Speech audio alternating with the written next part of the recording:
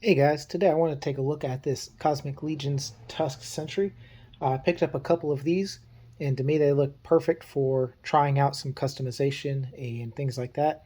I've never customized any action figures before. I've done a little bit of miniature painting, a little bit of terrain stuff years and years ago, but this seemed like a really good body for it. Picked up two of these, and this is what they look like. They're solid gray plastic. Sculpt work is very nice, very detailed. There's just no paint, there's no wash, there's nothing to bring that out. I don't think I'm quite ready to try my hand at a paint job, but what I want to do is apply a wash and show you guys kind of what I do and take a look at the final result. And let's see if I can just make some of these details pop, give them a little bit more shelf presence, and bring out some of that sculpt work. Let's take a look at the helmet too and the weapons. That's the same story here. Really nice sculpt work, just nothing to pull out those details. And the long rifle, really nice looking guns. Just hopefully when we're done, there's a little bit of character to them, something to make them a little bit more real feeling. All right, let's try some wash. As a sample piece, I think I'll just try to work on this helmet a little bit and see how this goes. And take this Nuln oil, make sure that's really shaken up.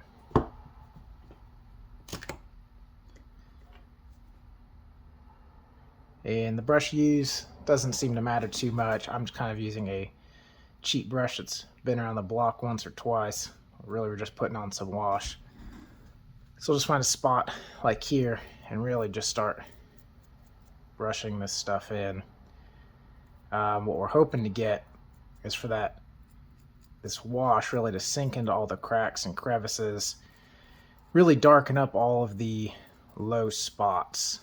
Now I'm kind of just generously putting it over the entire surface here, and I'll dab off any excess.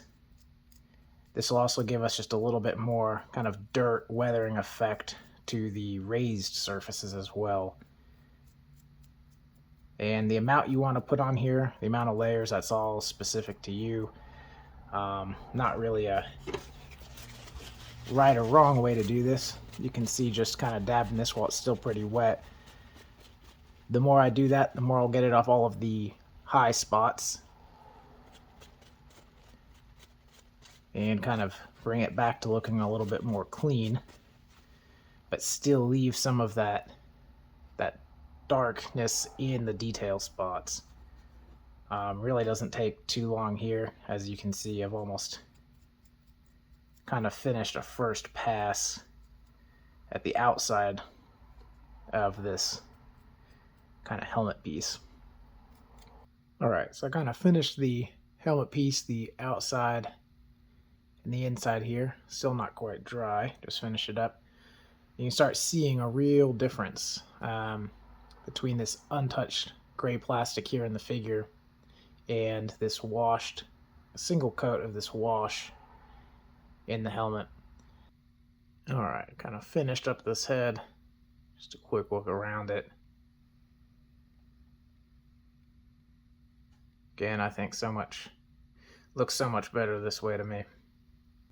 Much like before, should just be some quick applications of the wash here with this Nuln oil.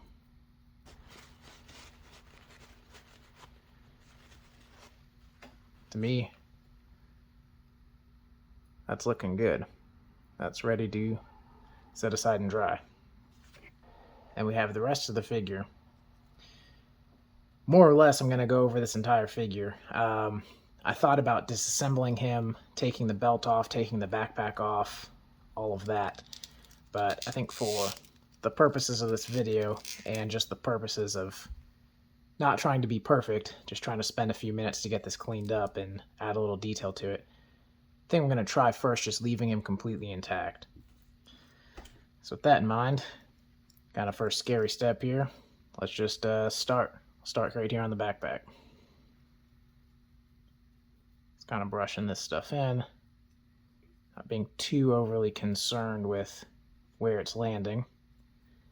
just making sure I get plenty of coverage, making sure that I work it into all the cracks, because that's really where I think I see the most benefit.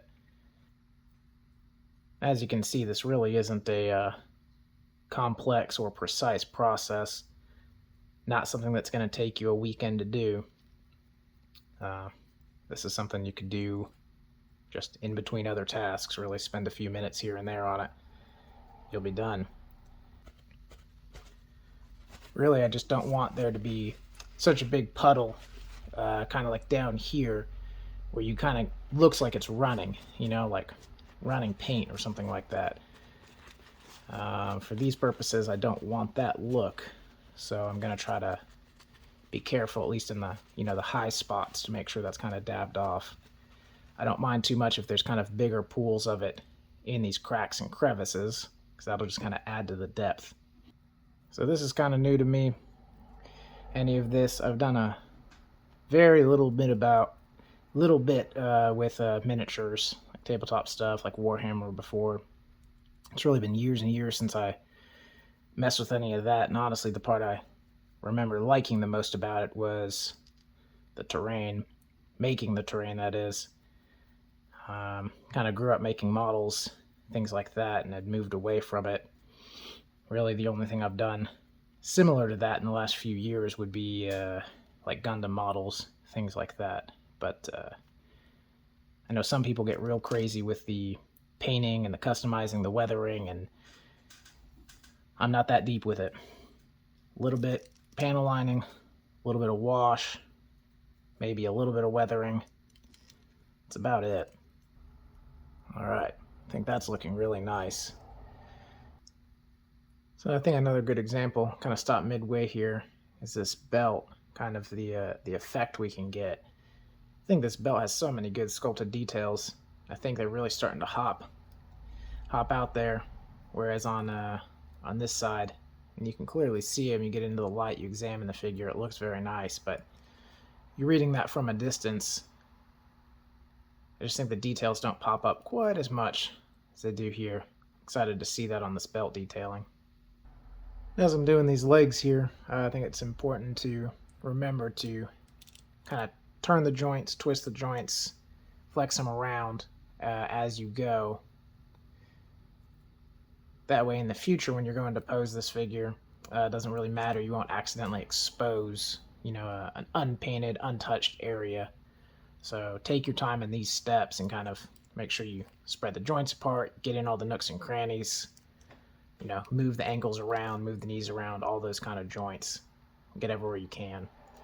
No, I keep pointing out this comparison as we're going. It's still a little hard to see because it's wet, but again, that detail difference to me is night and day. You look at the figure overall, it's not super apparent that something's been done to this figure. To me, it just looks like the details are jumping out at you.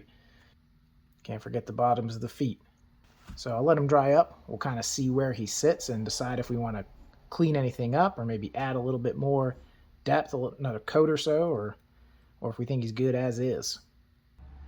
All right, here we have both figures side by side. On the left, one that's untouched, just straight out of the box. One on the right, the one we just got finished weathering. To me, right immediately, we can see that a lot of those details are popping out more.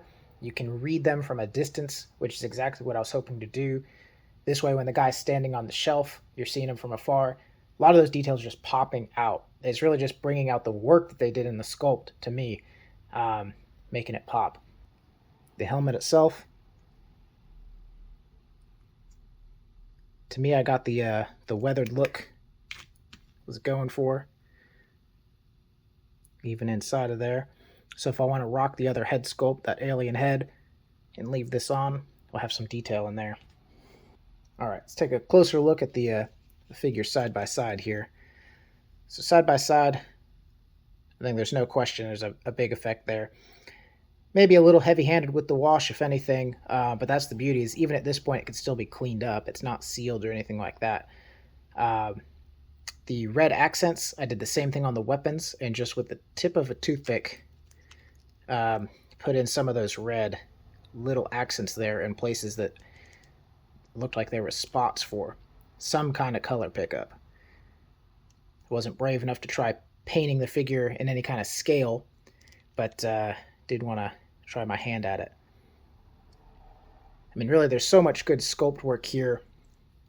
It'd be it's a shame to me to leave them untouched like this, and I'm sure they're meant to be customized. It really didn't take more than a few minutes of actual time, and I'm really happy with how that came out.